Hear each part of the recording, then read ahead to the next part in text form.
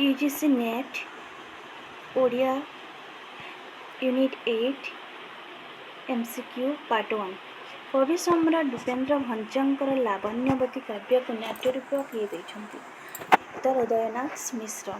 केउटी एक पौराणिक नाटक कृष्णा अंतः शैलीर एक कि नाटक सामाजिक असलग्न एक कि नाटक व्यंगना आ कि नाटक मनस्तात्विक रात्रिर राधा नाटकटीर नाटककार किए अक्षय कुमार महांती।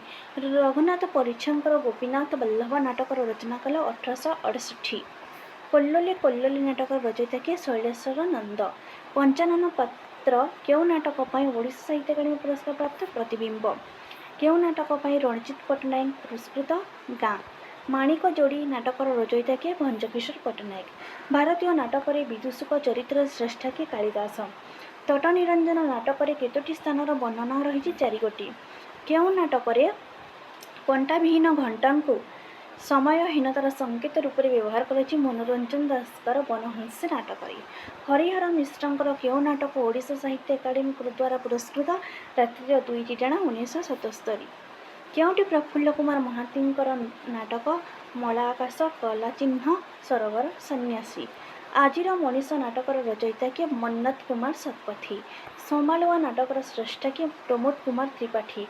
इंटरव्यू नाटकर नाट्यकार किए प्रफुल्ल कुमार रथ। गोपीनाथ महांतींकर परजा उपन्यास को किए नाट्य रूप प्रदान करछन्ति जानकी बल्लभ महांती। रामशंकर राय को फादर ऑफ ओडिया ड्रामा बोली किए कहिसन्ति मधुसूदन दास। ओडिशार प्रथम यात्रा नाट्यकार किए कृपासिंधु मिश्र। बाबाजी नाटकर रचना कले 1877। हाथी को होमिओपाथी नाटकर श्रेष्ठ रमेश प्रसाद पाणिग्राही। नाटकीय कथावस्तु केतोटी स्तर दे गति करते 5 गोटी।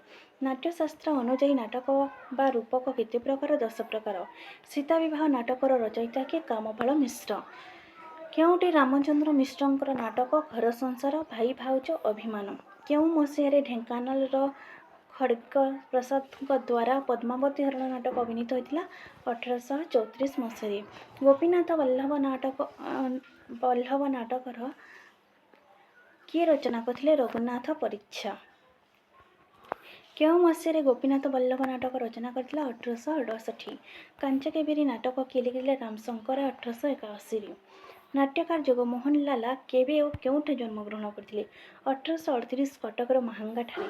नाट्यकार जगमोहनंकर सती नाटक केबे रचित होता 1886। ओडिशा विजय नाटक रचना कले 1876। नाट्यकार जगमोहनंकर भ्रमभंजन पुस्तकटी केबे प्रकाश पाइथिला 1868। कुटुणी पाद केउ नाटकर चरित्र सती नाटक। साधु चंपती राय केउ नाटकर चरित्र सती। कलिकाल नाटकटी काहा द्वारा रचित रामशंकर राय। रामशंकर रायंकर बुढ़ावर नाटक केते मसीह रचित 1892। कंसबध नाटकटी केबे रचित 1896। कांची अभियान नाटक काहार रचना पुरुषोत्तम देवंकर। सीता विवाह नाटकर रचयिता किए कामपाल मिश्र। हरिश्चंद्र नाटकटी किए लिखिले कामपाल मिश्र। सीता विवाह नाटकर रचना काल केते 1899। नाट्यकार भिखारी चरण पट्टनायक रचित 2टी प्रहसनर नाम कौन अद्भुत आदर्श और जौतुक। कटक विजय नाटकर रचना किए करथिले भिखारी चरण पट्टनायक। रत्नमाली नाटकर रचना काल केते 1915। भिखारी चरणंकर रचित कटक विजय केबे एवं केउ मासरे रचित 1901। नंदिकेश्वरी नाटक किए रचना करथिले भिखारी चरण पट्टनायक।